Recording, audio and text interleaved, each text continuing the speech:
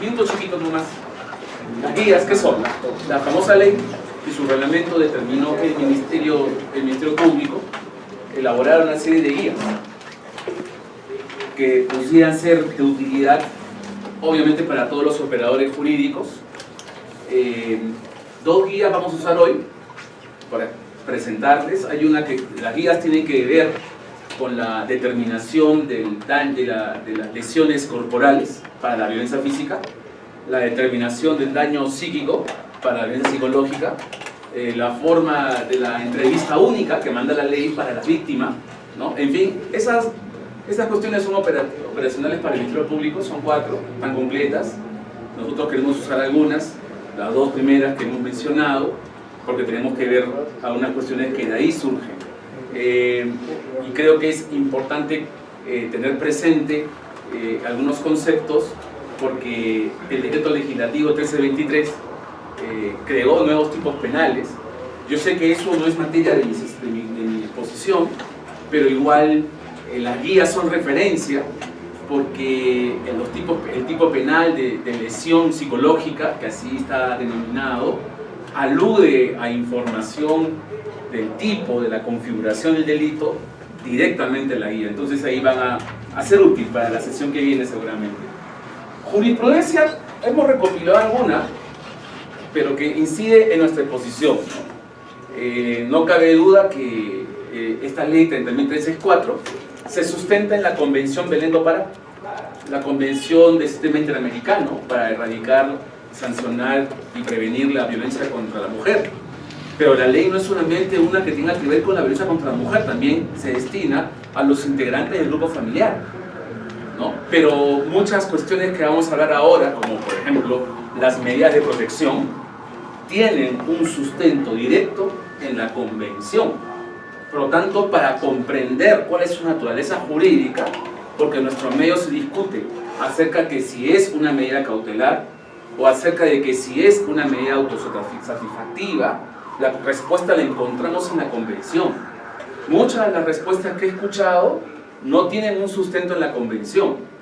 Y a partir de la naturaleza jurídica que definamos de esta medida de protección, vamos a poder deducir varias respuestas a interrogantes que están por ahí, como por ejemplo, si en la audiencia, porque esto ha sido incluso hasta objeto de debate en plenos jurisdiccionales nacionales de los jueces de la especialidad de familia, ¿no? Acerca de que si en la audiencia que se convoca de acuerdo a la ley, ¿no?, en forma previa al otorgamiento de las medidas de protección, es obligatorio que concurra el denunciado. El reglamento vino a precisar que el juez tenía la posibilidad, ¿no?, de no convocarlo bajo el entendimiento de contar con elementos que le generen convicción. Pero dos posturas han surgido sobre esto, ¿no? Aquella que bajo el argumento de la defensa del debido proceso y en particular del derecho de defensa, es entonces obligatorio sí o sí la presencia del denunciado en la audiencia, pero esa posición trastoca aquel principio que está en la legislación, en la ley 30.364, que no puede haber confrontación entre víctima y victimario. Y entonces, ¿cómo hago con la audiencia? Una cosa es que ingrese a la oficina del juez, a la sala de audiencia, como lo quieras llamar, primero la víctima y segundo el victimario, ¿de acuerdo? Pero no cabe duda que afuera están los dos frente a frente, y por tanto hay confrontación. O sea, no podemos nosotros partir de una idea, ¿no?, y digamos, fuera de la realidad, cuando la confrontación se está dando dentro de las instalaciones amplias del Poder Judicial con la convocatoria y por tanto vulnerando el principio, ¿no? Entonces hay esta postura. La otra postura señala que no, esta situación, y la otra dice que en forma excepcional no se convoca solamente cuando el tema es con flagrancia, ¿no? Entonces esa es la postura. La otra postura dice no, pues hay que atender a la naturaleza jurídica de la medida de protección, porque entonces el momento de la defensa se ejerce con la apelación en superior, porque la intervención tiene una naturaleza muy particular que marca la convención. Yo solamente estoy hablando de, digamos, las ideas que vamos a conversar aquí, ¿no? Entonces, hay una serie de cuestiones que vienen de ciertos plenos nacionales que tenemos que conocerlas y que están en debate, ¿no? Pero hay la pregunta inicial con la cual yo quiero comenzar y que surge de la legislación es: ¿qué se entiende por violencia contra la mujer por su condición de tal? ¿No? Porque esto es una cuestión sumamente relevante, dado que el tipo penal del feminicidio, creado también por el decreto legislativo 1323, vuelvo a repetir, no es mi materia, pero también dice que el delito de feminicidio se realiza respecto a una mujer por su condición de tal. Entonces, el concepto, ¿qué cosa es por condición de tal? O sea, se refiere a la condición de ser mujer, con lo cual entonces tendríamos grandes complicaciones. ¿Por qué? ¿No? Yo te digo algo que he presenciado. Mi padre me acostumbró a hacer compras en el mercado. Yo voy al mercado, no tanto al centro comercial, ¿no? Al mercado. Y trato de llevar a mis hijos, a los varones los he llevado al mercado. Pero ya los varones son mayores, uno ya se casó, el otro tampoco van a la universidad, el otro se subir. Y solamente me quedan mis 2 hijas. Y la última, que tiene 14 años, no le gusta acompañarme al mercado porque, cosa que también opina la mayor, huele mal. Es eso. Huele mal, no le gusta. En fin. La cosa es que yo tengo 2 caseras, mujeres, ¿ok? Que son las que te ven, despachan, ¿no? Dicen, casero, del mercado, un lenguaje de mercado, ¿no? Pero ¿qué ocurre? Que una vende, desde mi perspectiva muy subjetiva, queda claro, pero yo soy consumidor, ¿no? Entonces hay una que vende las mejores papas guairo que la otra. Entonces la papa guairo se la compro a una y a la otra le compro, por decirte, la papa amarilla, la papa blanca, porque la otra no vende mejor la papa blanca ni la amarilla. ¿Por qué? Desconozco, pero es mi perspectiva. Y entonces yo quería hacer un plato, porque yo cocino, y necesitaba papa guairo. Y se generó, para no aburrirlos, una discusión que al principio parecía chiste y luego se generó en violencia, ¿no? ¿Por qué? Porque se disputaban los clientes de puesto a puesto. Y si al principio era yo tengo la mejor verdura, que puede ser un mecanismo de captar clientes, ¿no? Ya la cosa pasó a insultos, ¿no? O sea, gritos entre ellas y a lanzarse las verduras, ¿no? Apareció un caballero que trató de mediar y le cayó maravilloso, porque yo solamente digo que presencié el tema, ¿no? Entonces el tipo reaccionó, creo que le cayó una lechuga, ¿no? Generó risas, este tipo se ofuscó, porque veía que todo el mundo se burlaba, cogió la lechuga y se la tiró a quien se la devolvió, ¿no? Y ahí se generó el tema. Violencia contra la mujer por su condición de tal. La otra cuestión, oye, y esto que te he contado, por si acaso no es tampoco, o sea, yo lo he visto en la vida real, pero también lo he visto judicializado. O sea, en Lima, el tema está judicializado, no es ese caso, pero está judicializado. Y es un caso en que entonces la vendedora de verduras denunció al caballero que le lanzó las cosas y violencia contra la mujer.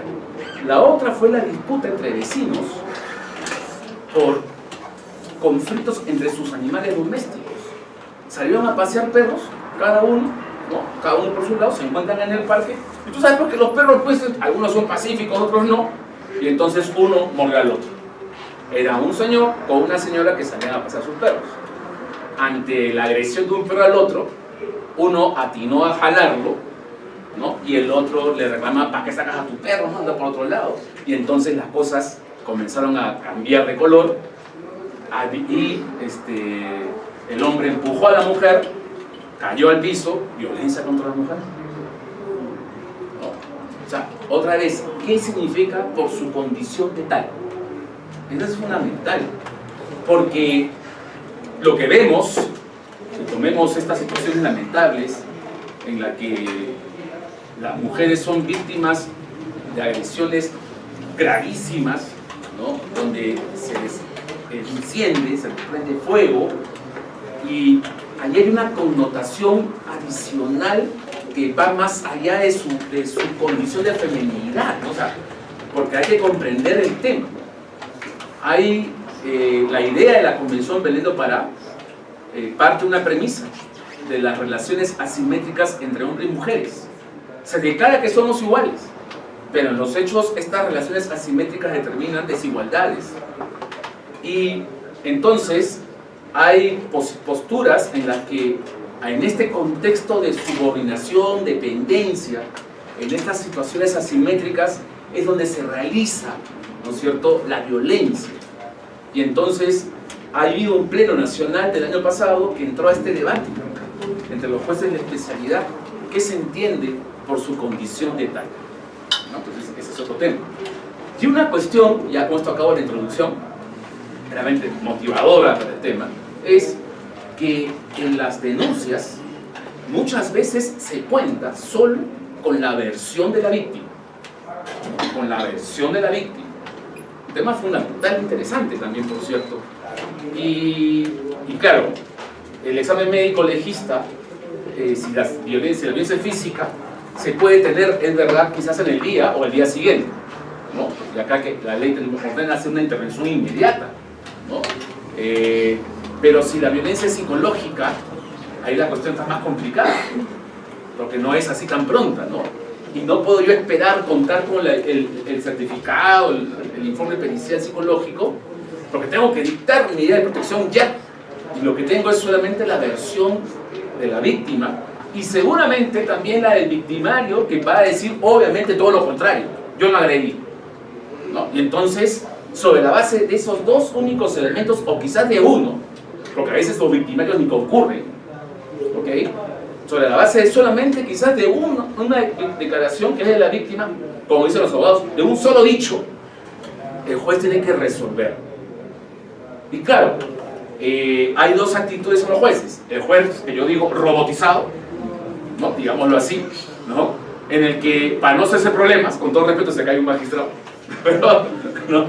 Pero yo, bueno, soy profesor académico de la magistratura y también le he dicho la misma frase, ya me la conocen, ¿no?, en la que entonces no quiere problemas, ¿no? Y entonces, ¿qué tiene? Tiene su formato de medida de protección, tiene el formato con los datos de la persona actual, del caso concreto, y ¡clac!, dicta la medida. Total, no vino a la otra parte, y lo que dice ya en apelación lo verá, ¿no? Esa es una actitud. Y la otra es la que trata de buscar convencimientos sobre si el dicho crea convicción, ¿no? Resulta que el artículo 12 del reglamento ha previsto expresamente que el juez puede dictar medidas de protección sobre la sola base del dicho de la víctima, pero coloca tres condiciones que se sustentan en plenos jurisdiccionales penales. Ojo eso, plenos jurisdiccionales penales. Acá lo hemos traído. Era la otra carpeta que quería mostrar. ¿Qué pasó? Aprieto. Ahí está. Ya. Plenos penales, que vamos a abrirla en su momento, porque, o sea, yo no he querido, o sea, estas son mis PPTs, también las estoy dejando, pero ante esta evidencia del pleno penal, yo no quiero que se dé una impresión de lo que yo estoy opinando. Yo quiero que vean el texto, entonces lo vamos a poner, ¿no es cierto?, la parte pertinente del pleno, y decir, son tres condiciones que deben concurrir para poder valorar el solo dicho, como dicen los abogados, y concluir que me está diciendo la verdad, y me genera convicción, y dicto la medida de protección, inclusive contra el dicho de la otra parte que es contradictoria, y mejor aún si es que la otra parte no está presente, ¿no? Entonces, he ahí la situación. Y un tema final, ¿no?, la legislación, bueno, y un tema final es que el modelo o el diseño del modelo de protección que hemos asumido parte de una frase bastante clara: para nuestro legislador, todo hecho de violencia es un delito. Todo hecho de violencia es un delito. La mejor evidencia de lo que te digo es que en su primera etapa, este proceso está referido a la etapa de protección, ¿ok? Y la segunda etapa, que es secuencial, es la etapa sancionadora, ¿de acuerdo? Y la sancionadora es a cargo del juez penal. Entonces queda claro que todo se va a desencadenar hacia el ámbito penal. Por tanto, ahora creo que me entiendes, que todo hecho de violencia para nuestro legislador, violencia contra la mujer o contra los integrantes del grupo familiar, es un delito. ¿Está claro? Yo no voy a hablar de la etapa sancionadora, queda claro, el título es la etapa de protección, pero aquí sí genera un gran problema el tema. ¿Por qué? Porque, como yo digo, zapatero a sus zapatos. El penalista tiene sus principios, el derecho de familia tiene sus principios, el laboralista, todos tienen sus postulados y principios. Y un principio en el ámbito penal, como todos sabemos aquí, es el principio de legalidad o de tipicidad. Bien claro es el tema. Si el hecho no está previsto en la norma como delito, no es sancionado. Eso hay que tenerlo bastante claro. Todos los que somos abogados lo sabemos. ¿Cuál es la idea? Para los que no lo son, que la ley tiene que decir que esa conducta es un delito y tiene que tipificarla, tiene que describirla. Si no lo está, no es delito y no puedo sancionar. Resulta que en nuestra ley se incorporaron, además de la clásica violencia física, psicológica y sexual, la violencia económico-patrimonial. Y te digo que por su redacción da cabida a otros tipos de delitos, perdón, a otros tipos de violencia, ¿no? Que tiene que ver ya con lo que se ha generado, digamos, el tema actual. Entonces, si todo hecho de violencia es un delito, el legislador debió hacer una tipificación de todo lo que en la realidad se puede dar como hecho de violencia, para que entonces en la etapa sancionadora el fiscal acuse y el juez condene. Porque si no es así, entonces no puedo hacer un abordaje penal. Para todos los que son abogados aquí no es extraño, porque esta es una realidad nacional, que cuando el tema va como violencia psicológica al fiscal, el tema se archiva. Así de simple. Y cuando surge por alguno de los supuestos de violencia económica, el tema también se archiva. Así de simple. ¿Y por qué? Porque no se ha tipificado como delito todos los hechos de violencia como postula el legislador. Pero esto genera una gran complicación en las víctimas. ¿Por qué? Porque la violencia sí ha existido. O sea, no es... O sea, a ver, nosotros los abogados sí lo entendemos, pero para los que no lo son, me decía, oye, un momentito, ¿quiere decir que si no es delito no es violencia? No, no. Vuelvo a repetir la frase. Todo hecho de violencia, o sea, si es violencia, es delito. Esa es la idea del legislador. Pero para que sea delito, estos hechos de violencia tienen que estar tipificados en la ley penal. No están todos tipificados. ¿De acuerdo? Pero sí ha habido violencia. Ahí viene la cuestión. Y entonces, ¿qué pasa con esto? Que el juez de familia, que sí observó la violencia, que el hecho sí es de violencia, dictó las medidas de protección. ¿De acuerdo?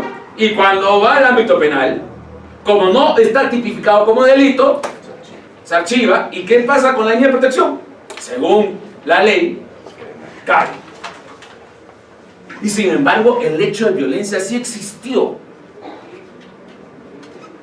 Esto es lo que pasa cuando seguimos un diseño tan riguroso de querer considerar delito todo hecho de violencia y no entender que la realidad rebasa cualquier previsión legislativa. Va a ser imposible hacer eso. En el derecho comparado, salvo Venezuela, somos los dos únicos países que seguimos este diseño, que todo hecho de violencia es un delito. Los demás entienden que hay hechos de violencia que pueden ser delitos y hay hechos de violencia que no lo son. Entonces, en su tipificación correcta, los hechos de violencia que son delitos terminan en el ámbito penal y no hay problema ni discusión de tipificación como acá. Y los hechos que no son de violencia terminan en el ámbito familiar exclusivamente con medidas de protección y con la continuación de un proceso para también dictarle medidas sancionadoras correspondientes que no son penales. Y entonces ahí sí las víctimas tendrían una cobertura de todos los hechos de violencia que podrían verse afectados. Pero no tenemos esta ley. Y el legislador sabe su problema porque ya ha habido una comisión, hay una iniciativa legislativa, como nunca, del propio Poder Judicial, en la que está pidiendo modificarse el artículo 22 de la ley, que establece esta vaina, para que entonces subsistan las medidas de protección. O sea, si el hecho no estuvo tipificado como delito, dado que sí ha habido violencia, las medidas de protección deben subsistir, porque ha habido violencia, independientemente de que si no está tipificado como delito. El proyecto está ahí. La pregunta es, ¿y hoy qué hacemos? Nos metemos a conservar el famoso círculo vicioso de la violencia, porque claro, denuncio, listo, medida de protección, no es delito, archivo, cae la medida. Denuncio, medida de protección, no es delito, archivo, cae la medida. Y seguimos entonces incorporando un elemento más al círculo de la violencia. Les propongo una solución y vamos a comenzar entonces, ahora sí, desde la introducción nada más. Una pequeña ayuda, doctor. Sí. O sea, no es violencia. Pasa incumple otra vez la forma de insultar. Y porque insultó, ahora desobediencia a la autoridad porque incumplió las medidas de protección. Ergo, entonces, tampoco hay abuso de autoridad. Perdón, desobediencia. Porque se formula la otra vez. Claro, porque las primeras cayeron como consecuencia de no denunciar, no poder hacer denuncia penal, porque no está tipificado como delito. ¿No? Entonces, y ahí, por eso. Y eso forma parte pues de un círculo vicioso que no podemos mantener, porque la idea de la convención es justamente erradicar la violencia.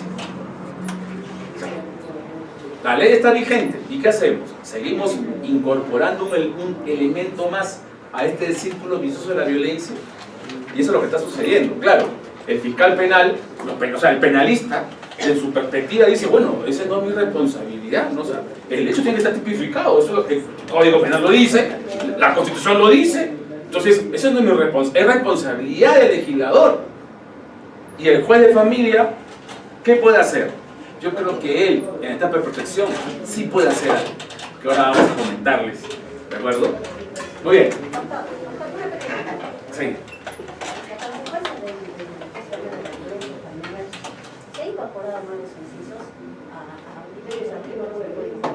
Claro. Así es, exactamente. Entonces, no se puede modificar también o incorporar otros artículos que con ya delito de esas conductas de violencia, en el Código Penal está como se ha hecho en otras circunstancias. Claro, o sea, a ver, dos soluciones hay. Si queremos conservar la tesis de que todo hecho de violencia es un delito, tenemos que tipificarlo todo, pero con conciencia que la realidad va a rebasar cualquier normatividad. Yo estoy convencidísimo de eso. Va a ser imposible que podamos tipificarlo todo. Podemos tipificar lo que es más conocido, lo más evidente, pero estoy seguro que de la realidad van a surgir otras modalidades de violencia, digámoslo así. ¿Ok? Y la otra es, porque el legislador no hace ningún cambio normativo hasta ahora, ¿no? Es comenzar a hacer un control de convencionalidad y de constitucionalidad de nuestra legislación para preservar las medidas de protección. ¿No? O sea, ya no puedo, o sea, el legislador no me cambia los tipos penales, ¿de acuerdo? Pero ha habido violencia y por eso se dictó la medida de protección, ¿de acuerdo? Entonces yo tengo que buscar de preservarla para romper el círculo de la violencia, porque si no la preservo, la mantengo el círculo de la violencia. ¿Cómo lo preservo? Ya ante las preguntas que están formulando, y me parece bien, cambiemos de metodología. No es solamente una exposición, es un diálogo. Conforme vamos hablando, tienen la libertad todos de intervenir, ¿de acuerdo? ¿Ok? No esperemos al final, mejor vamos avanzando, pero demos cabida a todos en la conversación. Permítanme acabar de esto. Entonces, la idea es preservar la medida de protección, porque el hecho de violencia se ha existido. La cuestión es cómo la preservamos. Sí, doctor, gracias. Muy bien. He dicho que no todo acto de violencia siempre va a ser posible que se subsuma dentro del tipo penal. Sí, exactamente. Esta, de repente, imposibilidad que se pueda dar, dada la casuística, ¿no? El derecho específico, el caso específico, resta la posibilidad a la agraviada, en casos de violencia psicológica, ¿no? Que se hace por vía de manera verbal, ¿no? De manera verbal, palabras ofensivas, ¿no? Resta la posibilidad de que esa persona, esa víctima, que no se le resta la posibilidad de que interponga el ejercicio privado de acción penal, es decir, un proceso de querella en caso de violencia psicológica. Y le resta ese derecho porque es el mismo hecho, está yendo, son las mismas personas y está recorriendo la vía penal. Claro que el otro se quedó en etapa de investigación, pero está bien. Pero, a ver, cuando usted me habla de querella, Son los delitos de... a ver, por eso, a ver, me está hablando de los delitos contra el honor, Claro, por ejemplo, le pongo el caso. argumentándome la injuria. Y entonces, bajo el tema de la injuria, encontrar una respuesta a las agresiones verbales, ¿no? E inclusive habría que decir que el tema como falta está tipificado, ¿no? Claro, ocurre pues que la sanción bajo estos delitos que usted propone, que no está mala la idea, en todo caso evidencia una preocupación por encontrar una solución al problema, tiene una sanción menor respecto de que si fuese violencia familiar, donde hay, como bien dijo por ahí la doctora, agravantes. Entonces yo me voy, yo busco pues la sanción mayor, pero el problema de la tipicidad hace que no encaje. Claro, me voy por la injuria y el tema podría ser incluso hasta con una condena no efectiva. Y así es, así es, ¿no? Sí. El delito contra el honor tiene que ser público, más de 3 personas, pero ese caso es dentro del contexto del hogar, entonces no va a calzar contra el delito contra el honor. Entiendo la posición del doctor y, por ejemplo, yo no lo pongo en el caso específico que se dé dentro del hogar, porque la violencia, como usted ha visto, o sea, no todos los casos de violencia se dan dentro del hogar, ¿no? Por ejemplo, la típica, ¿no? Que el esposo le encontró a la esposa en la esquina, saludando al primo, puche, se manda el tremendo bolondrón de palabras agresivas, ¿no? O la típica, ¿no? El marido o el esposo, ¿no? Viceversa, un esposo o esposa, ¿no?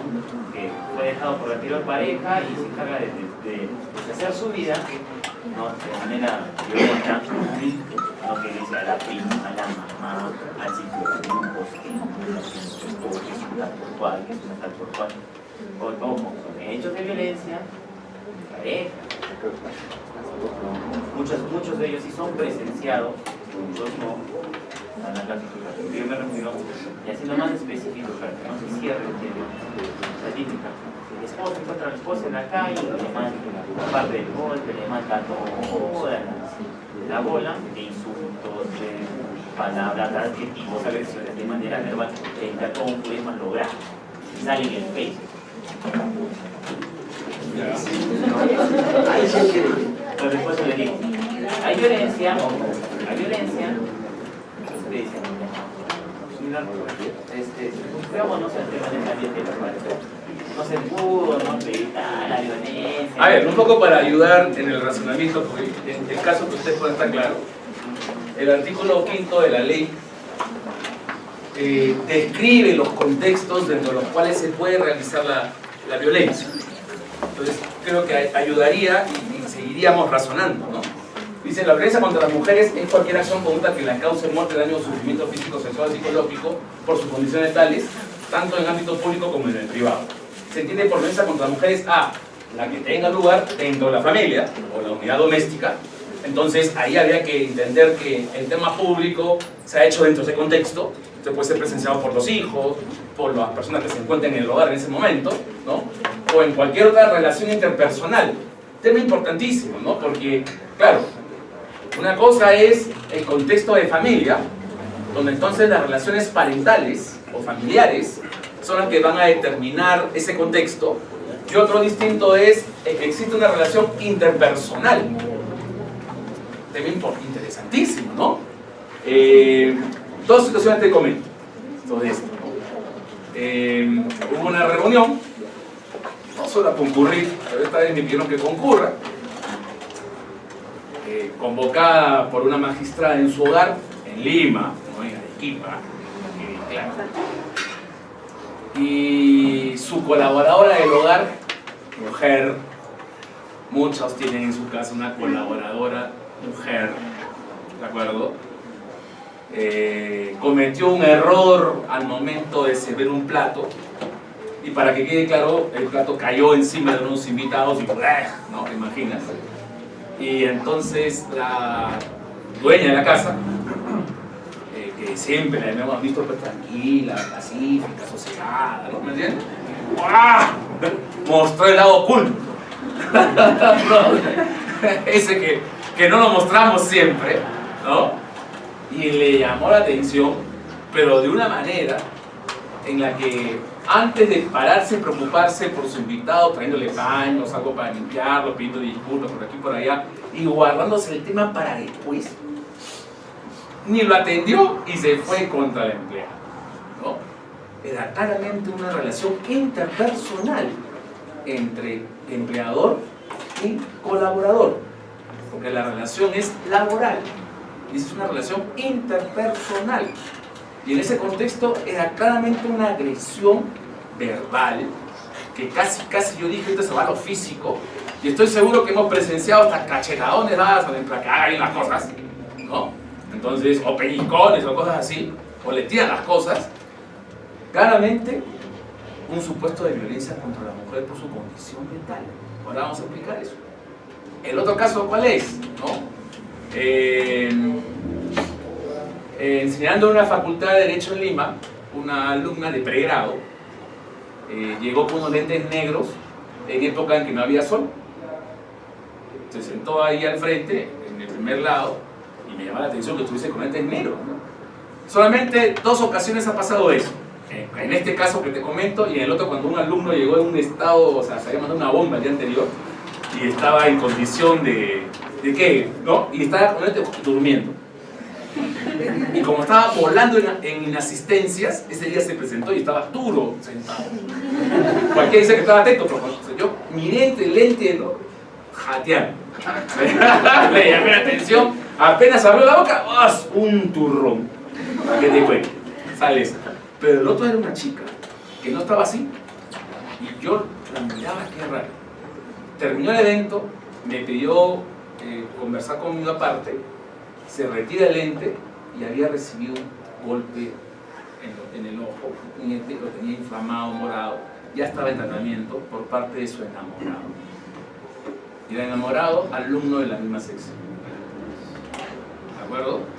La relación de enamorados es también una relación interpersonal, como la de novios, sin llegar a ser casados o convivientes. La de salientes, que ahora sí hablan los chicos, es también una relación interpersonal. La de amigos igual. La de amigos igual. Y si ocurre una situación de este tipo, es violencia contra la mujer dentro del contexto de la norma. Lo que te dice, ¿no? Relación interpersonal, ya sea que el agresor comparta o haya compartido el mismo domicilio con la mujer, comprende otros violencia, maltrato físico, psicológico, abuso sexual. Entonces mira pues la apertura de la norma, porque entonces estas situaciones que son violencias pueden ser denunciadas.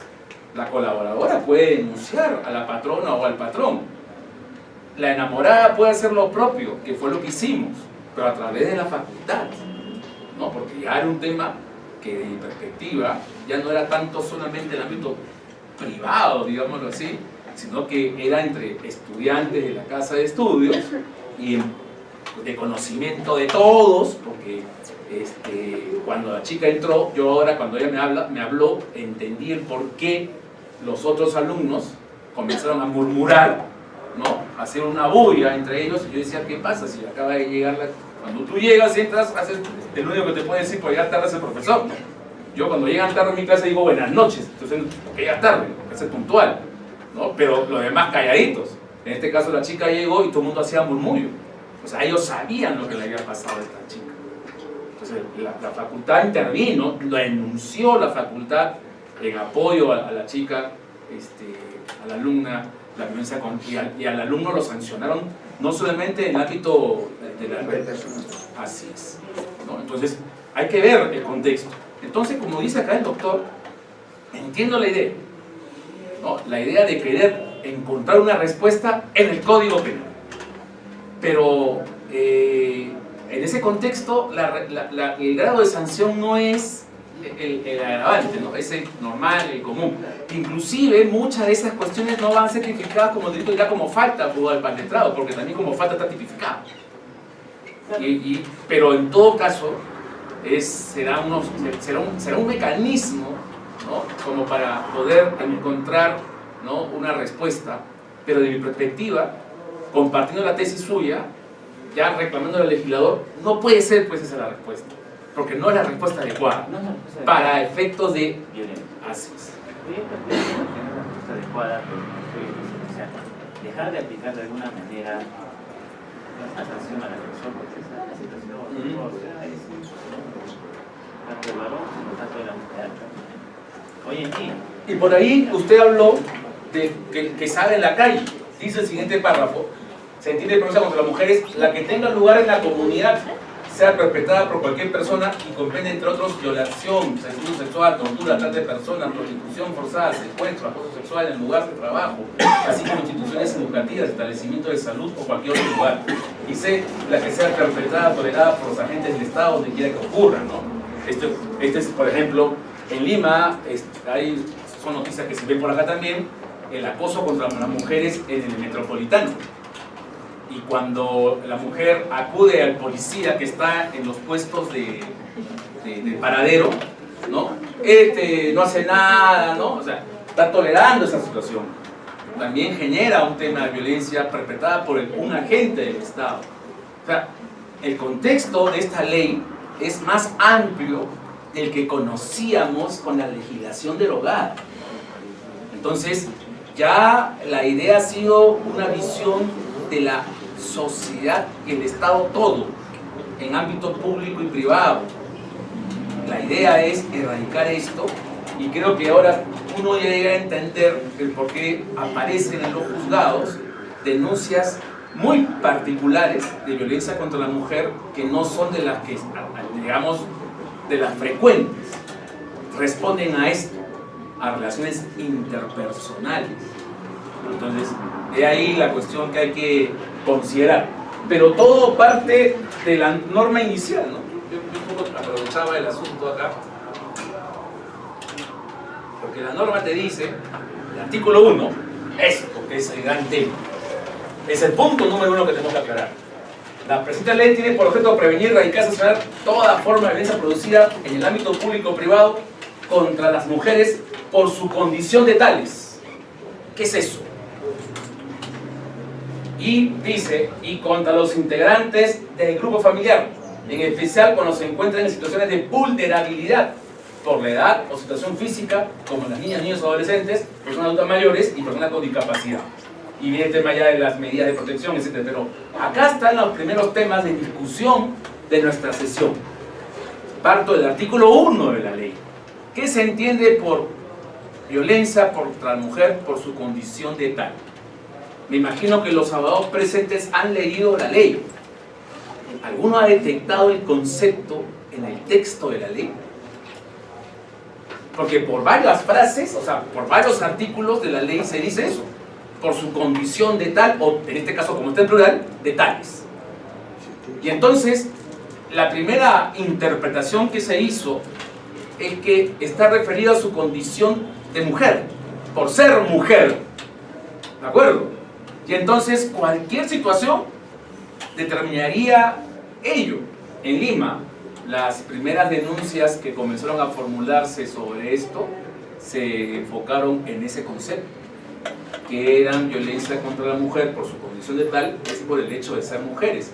Se reforzó el razonamiento cuando artículos más abajo se dijo en el tema de los sujetos de protección. Artículo 7, acá está. Cuando se habla de sujetos de protección, Lee al fondo. ¿Se ve? Sí. Dice, son sujetos de protección de la ley a las mujeres durante todo su ciclo de vida. Niña, adolescente, joven, adulta y adulta mayor.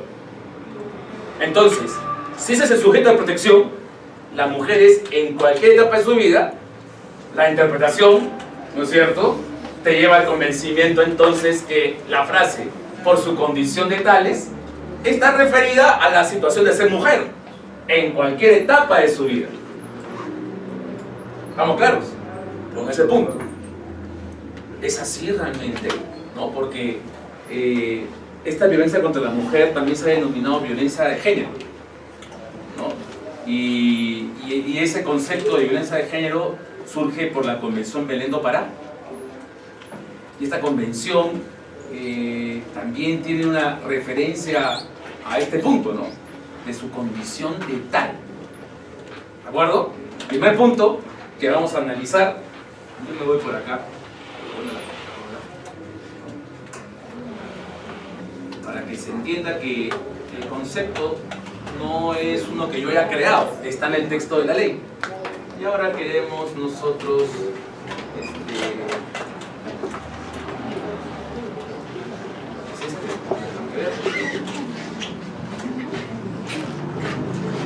problema número 1. Bueno, sí.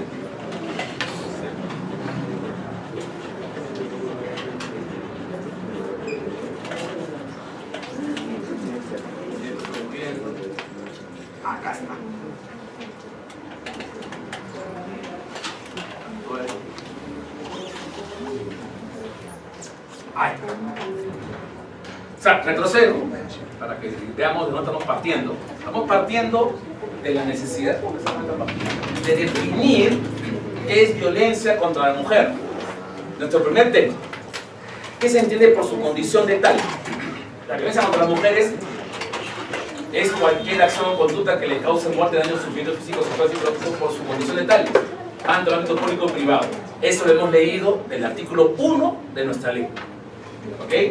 Y se entiende por violencia contra las mujeres, y esto es lo que hemos leído del artículo 3 de nuestra ley, cuando se hizo la pregunta acá al doctor en el ámbito público-privado, ¿no? Ese tema. Entonces, acá está la modalidad de relación interpersonal, ¿te acuerdas que hemos hablado? El tema de las empleadas, las relaciones de enamorados, de amigos inclusive, etcétera, ¿no? Y en todo el contexto, incluso la tolerada por los agentes del Estado. Muy bien. Pero la Convención Belén do Pará, como te decía, identifica la violencia contra la mujer con el tema de la violencia de género. En su artículo dice, para efecto de esta convención debe entenderse por violencia contra las mujeres cualquier acción o conducta basada en su género. Aquí nosotros la llamamos por su condición de tales. Ahora vamos encontrando elementos de interpretación, porque cuando fuimos a nuestra propia ley y bajamos al artículo 7º, inciso A, sobre los sujetos de protección, vimos que se hablaba de las mujeres, o sea, son sujetos de protección las mujeres en cualquier etapa de su vida. Y uno llegaba a entender que entonces estaba refiriéndose por su condición de tales a la circunstancia de ser mujer, ¿no? Y se acabó. ¿Contra quién fue? Una mujer, listo, violencia contra la mujer. Cualquier hecho, violencia contra la mujer. Pero aquí la propia convención te está diciendo que esta violencia contra las mujeres, ¿no?, debe entenderse por violencia contra la mujer cualquier acción o conducta basada en su género que cause muerte, daño, sufrimiento físico, sexual, psicológico, tanto en el ámbito público como en el privado. Acá está la vaina. Ahora pasamos a otro elemento. ¿Qué se entiende entonces? Una violencia basada en su género. A ver, ¿qué es lo que estamos haciendo aquí para que se me entienda el tema, ¿no? Sobre todo para aquellos que no son abogados. Todos sabemos que las normas tienen un basamento inicial. Todo nuestro ordenamiento jurídico tiene un basamento. Sus bases son la Constitución, ¿de acuerdo?, y las normas de rango constitucional. Normas de rango constitucional son aquellas también de reforma en la Constitución, ¿ok? Pero también son los tratados de derechos humanos. ratificados por el Perú. Y la Convención Belén do Pará, que es un tratado ratificado por el Perú, es un tratado de derechos humanos, en este caso de derechos de la mujer, que quede claro. Así como hay una convención sobre los derechos del niño, que es para los niños, niñas y adolescentes, este es para las mujeres. Hay para aquellos que son del ámbito laboral, los tratados que vengan de la OIT son tratados de derechos humanos para los trabajadores, ¿no? Las Naciones Unidas ha aprobado la Convención sobre los Derechos de las Personas con Discapacidad para ese sector vulnerable, y hace poco ha sido aprobado para el adulto mayor. Ese está por ser ratificado por el Perú. Entonces, todos estos tratados son normas de rango constitucional y todas ellas sirven para la interpretación de las normas de menor jerarquía. La ley frente a la Constitución y a las normas de rango constitucional son normas de menor jerarquía. La ley dentro de nuestro ordenamiento jurídico se interpreta, es verdad, pero también la ley debe interpretarse con relación a sus fundamentos. Cuando hablamos con relación a sus fundamentos, con relación a la Constitución y con relación a los tratados de derechos humanos. Cuando yo hago una interpretación de una ley en su fundamento, se habla de interpretación conforme a la Constitución e interpretación conforme al Tratado de Derechos Humanos. Cuando la ley no es compatible con la Constitución ni con el Tratado, los abogados sabemos que ahí corresponde hacer un control de constitucionalidad y un control de convencionalidad. Lo digo para los que no son, porque acabas de escuchar esa vaina. Un mecanismo de protección. Yo te decía, ¿cómo hacemos para preservar las medidas de protección, ¿no?, que se dictan y que no pueden caer porque no está tipificado todo con la ley? ¿Cómo lo haces? Con un control de convencionalidad a partir de la Convención Belén do Pará. Ahorita vamos a explicar cómo se hace eso. Pero esa es la manera de proteger y preservar la medida de protección. Un control. ¿Por qué? Porque el artículo 22 de nuestra ley es incompatible con la Convención.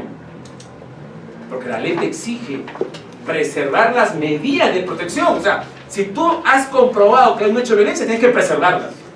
Y no puede ser que por una ley que tiene un diseño, en mi opinión, errado con la realidad, porque el legislador no ha tipificado todo, la medida caiga y la violencia subsista. Pero no contribuimos con los objetivos que se buscan con la medida de protección. Entonces, es ahí el tema, ¿sí, doctor? Sí, disculpe, doctor. No estaban incomodando, mi querido doctor. Gracias, doctor. Yo estoy de acuerdo con eso, basado en su género. Género, mujer, hombre. Ahora, en una relación homosexual, el hombre que haga el rol de mujer, que no lo es, no está pagado. ¿Está bien? Ese era otro tema, doctor, que también vamos a tratar. No, Pero ya que lo pregunto, adelante. Ahí viene, adelante. A ver.